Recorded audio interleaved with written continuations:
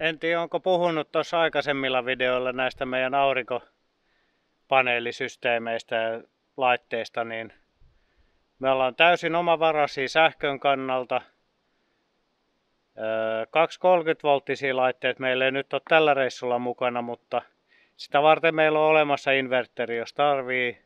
Ja sitten meillä on vapaa-ajan akkuna 200 amperitunnin LiFePO 4 akku. Katolla on tollanen Taipusa 150 wattin aurinkopaneeli ja sille se Victronin vähän järeempi lataussäädin tulevaisuutta varten, että jos tulee enemmän aurinkopaneelia.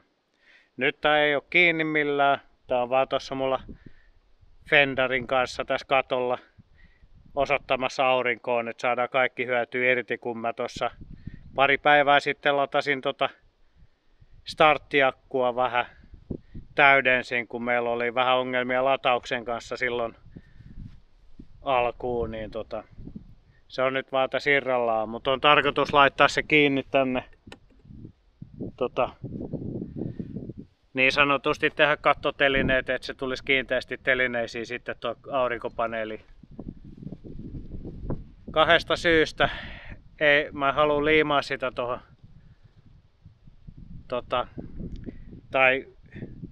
tai mä laitan sen telineen tuohon kattoluukun päälle tai sitten tonne telineisiin tonne taakke tai sekä että, koska tollanen Taipusa paneeli menettää ton tehonsa niin äkkiä kun tulee kuuma.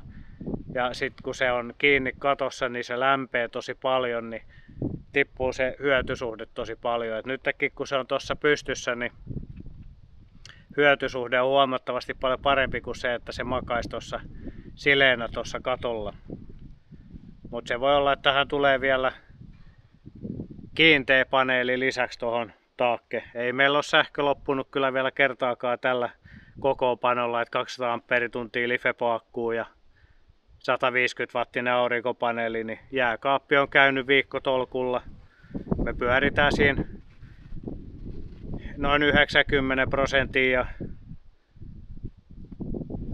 ja 85 pinnaa siitä isosta vapaa-ajan-akkusta ollut vähimmillään, kun mä latailin vähän drone-akkuja ja sun muita siitä.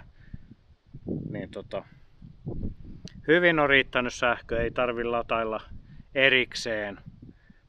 Et vaikka mä yhden päivän tuon välissäkin, niin tosiaan latasin aurinkopaneelilla starttiakkuun vähän ylläpito latasin niin sanotusti, että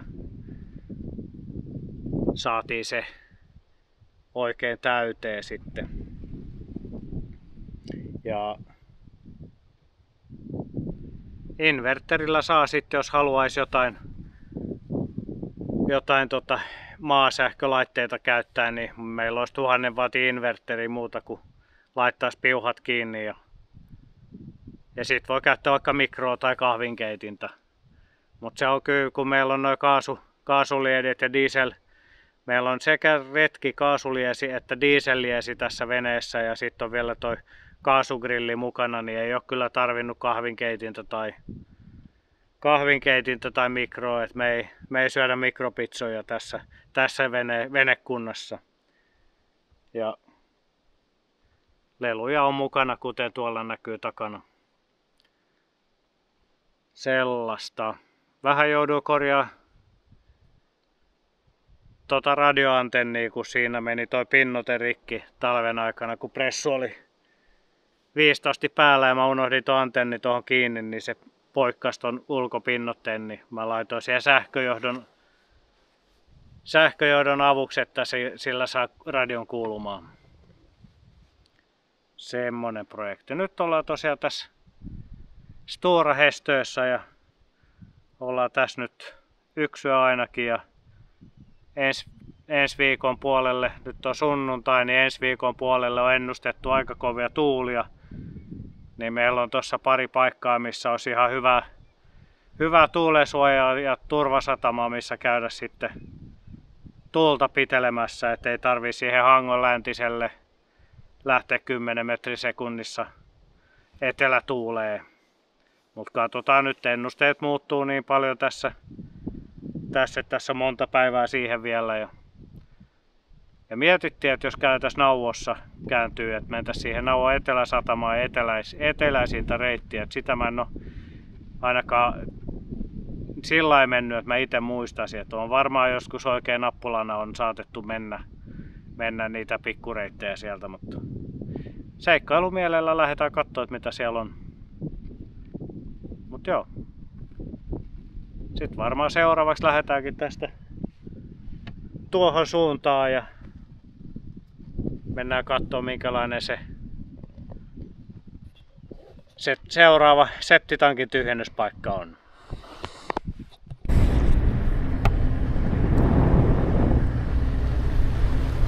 Korpoström on takana ja sitten on edessä olisi Nauvoo. Oli nopea lähtö tänä aamuna. Aamupala äkkiä napaa ja sitten lähdettiin reissuun. Katsotaan kuinka pitkä tää vaan tää 15 kilometrin tunnissa nopeusrajoitus on, että onko se oikeesti koko tää kapeikko.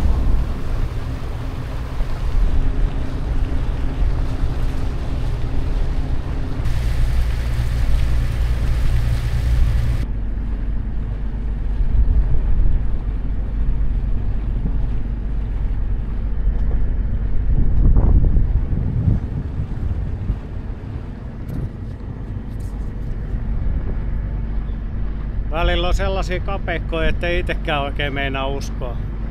Merimerkit lähempänä toista rantaa, että pitää kiertää niiden ja rannan välistä. Ja näin se vaan tää saaristossa välillä on, että reitti menee siitä, mistä on syvintä. Aaltokieltoalueita onkin sitten tänään ihan tuutin täydeltä, mutta on jänniä paikkoja.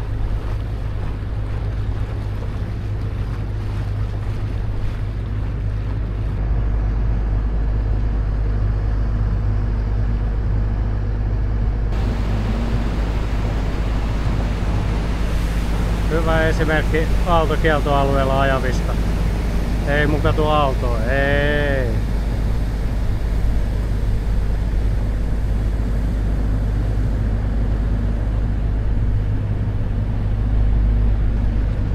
Kyntää menemään ja jäätävät aallot.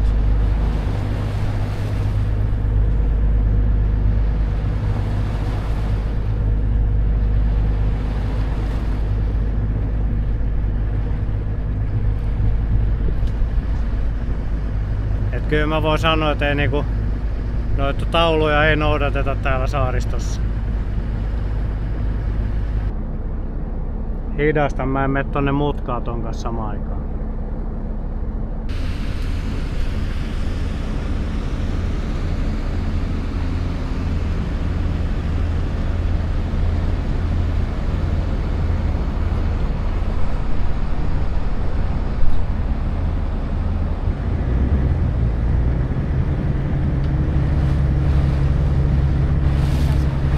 Ei tarvitse, se on siinä kaiteen alla kiinni.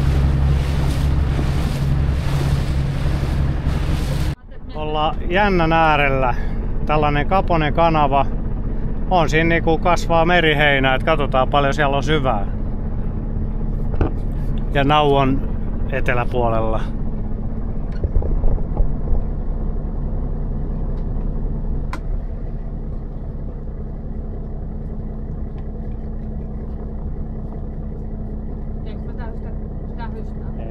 Näkeehän tässä, jos tulee.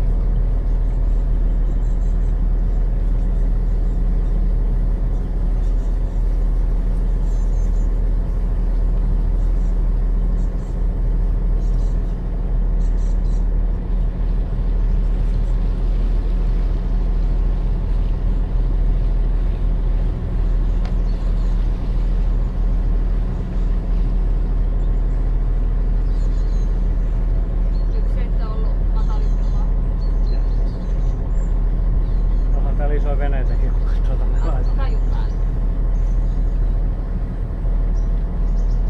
Sitten mä en tiedä merkkiä mikä tossa on. Punainen ja vihreä, katoppa. Ne oli niin pieniä, että mä en tajunnut heti. Paikalliset merimerkit.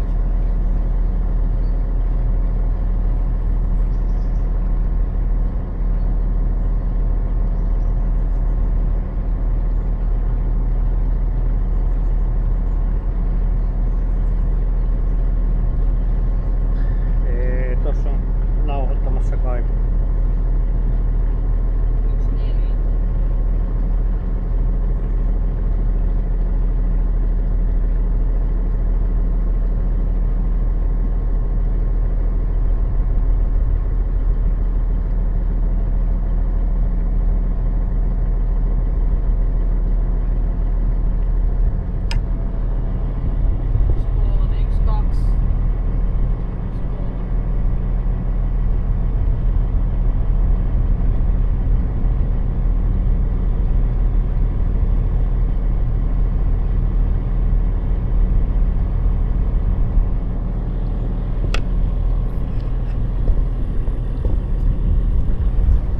Siitä pitäisi mennä vielä pienempää reikää tuolla edessä.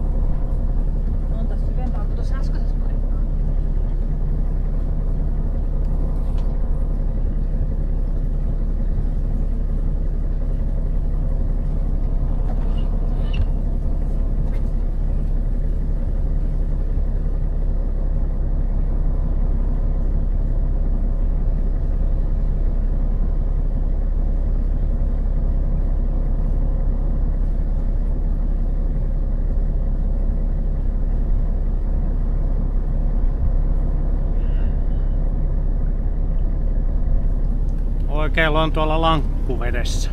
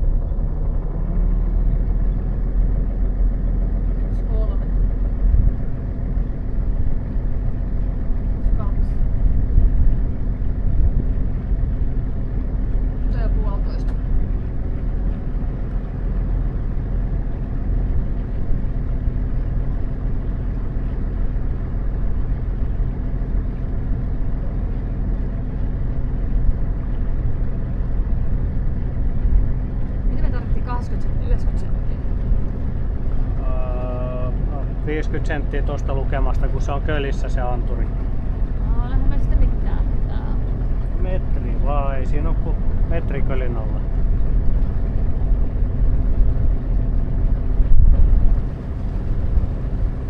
Siinä oli metri. Ja toi on todellinen.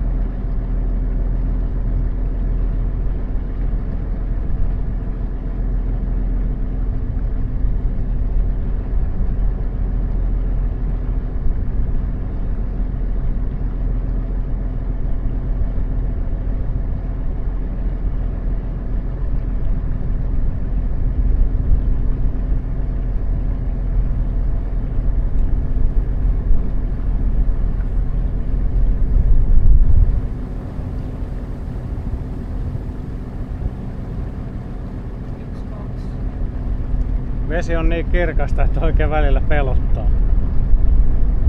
Tää tulee joku kyltti. Joo. Mikähän siitä on lukea? Siellä on joku väylä. Sinne ei olla menossa kiertää. Tuo on tuohon salelle.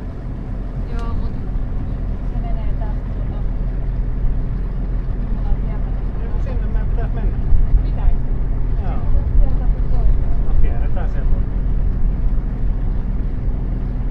Jos tässä riittää vaan syvyys. Opastus menee sinne. Ha? Opastus ainakin menee sinne.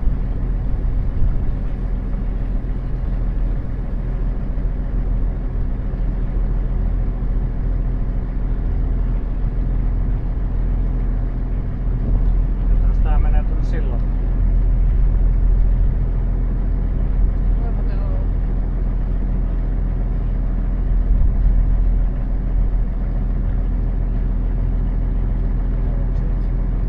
Sieltä on heti tossa ja mä uskon, että siitä pääsee tuonne. Tuosta lähdetään. Aha, tossa joku kolo tossa puupönikön vasemmalla puolella. Ja tässä.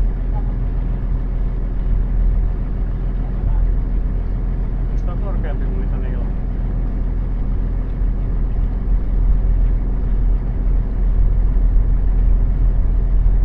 Voinko mennä kattoo?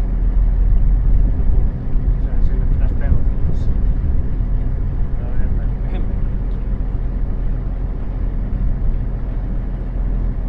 Nyt on 10 tarkoittaa. Onko se 10 metriä veden pinnassa? Vauhtia.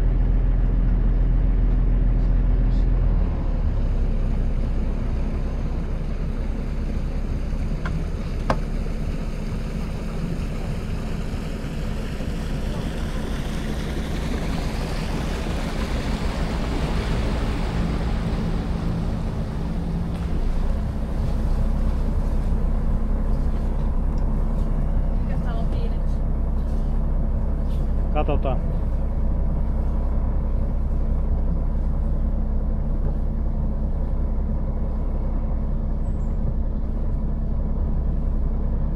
Tää laittaa varmaan vaikka yhden köydän tonne. Joo. Joo.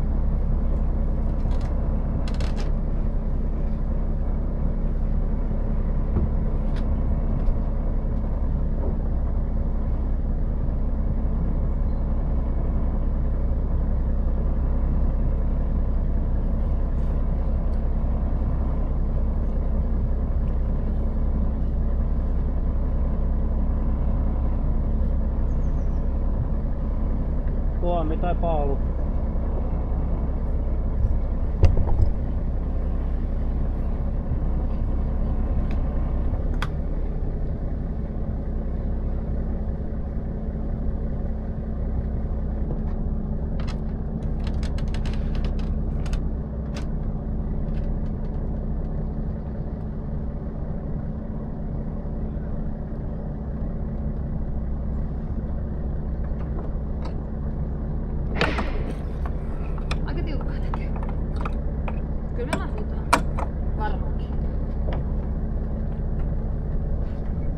Sitten jos menis shoppailee, köydet kiinni ja kylille tohon noin.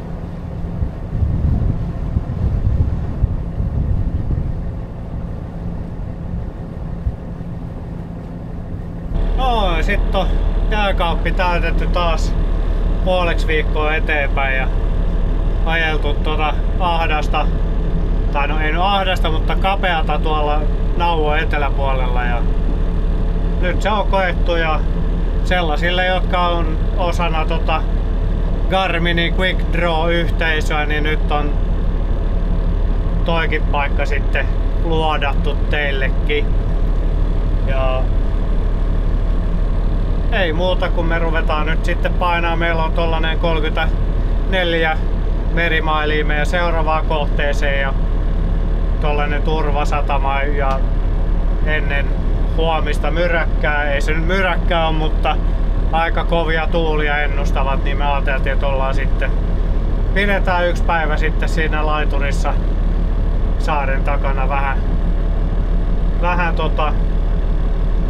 paussipäivää tässä ajamisessa ja sitten katsotaan mihin päädytään.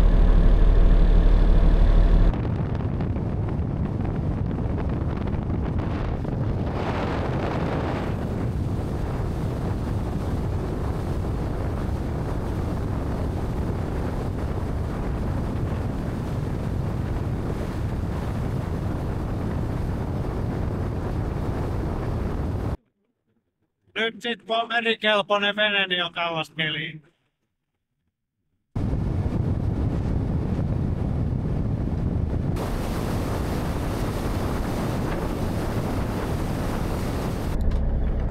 Ja sitten oli pikainen septitankin tyhjennys pitstoppi tässä Helsingholmissa ja matka jatkuu.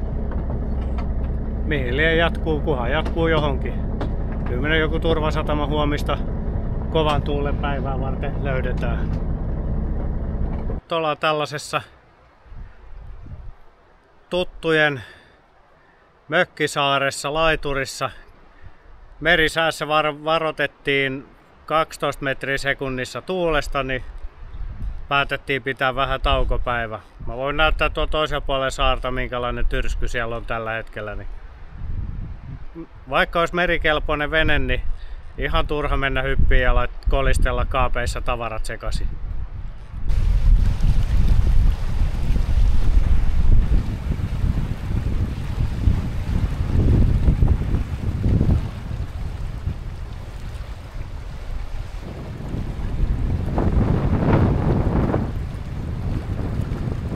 Jatketaan tästä sitten huomenna, kun keli on vähän tyyntynyt ja ei ole niin kova puhuri.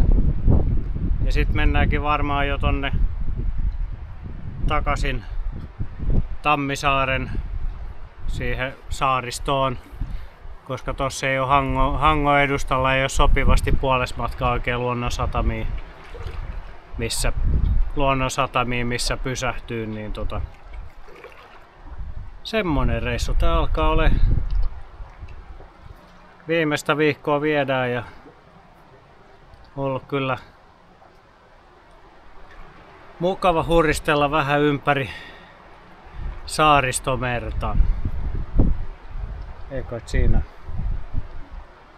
Täytyy koittaa huomenna kun lähdetään muistaa ottaa kamera esille.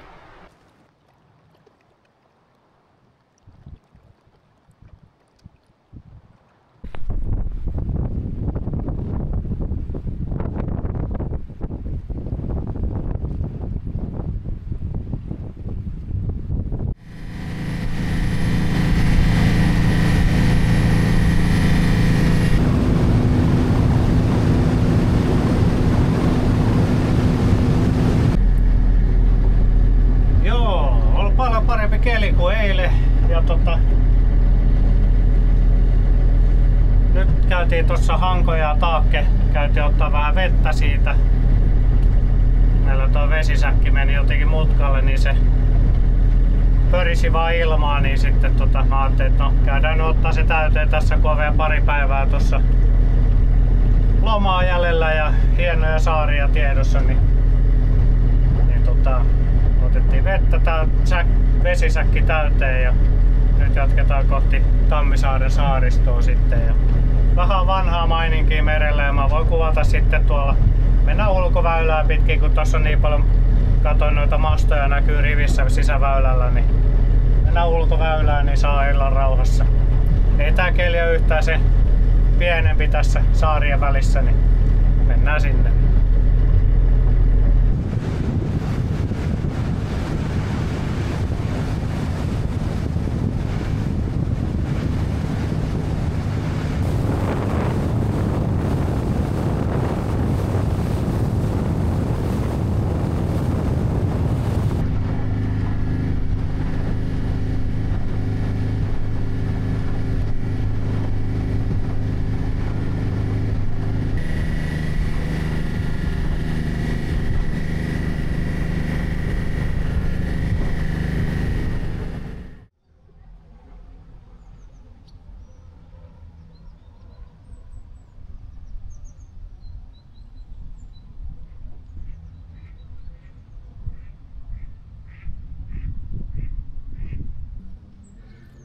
Sitten ollaankin kiinni tässä Tammisaaren päivälaiturissa. Avovaimo lähti kauppaan ja mä jään katsoa, että vene pysyy paikoillaan. Tossa oli joku auton merestä nosto käynnissä, kun tultiin tähän paikan päälle. Ja jos mä löydän sen kuvan, niin mä voin lisää sen tähän näin. Komea paalutusproomo.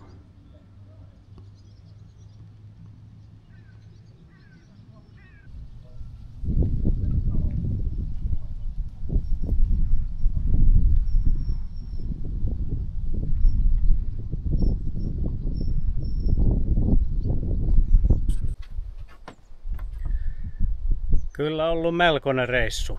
Ja nyt ollaan kiikuttu tässä jo useampi vuorokaus Tammisaaren saaristossa ja nyt olisi aika lähteä kotiin katsoa, minkälainen viidakko siellä odottaa. Ja jos tykkäsit videosta, niin laita videolle peukkuun ja me nähdään seuraavassa projektissa tai reissussa. Siitä ei koskaan tiedä. Se on moro!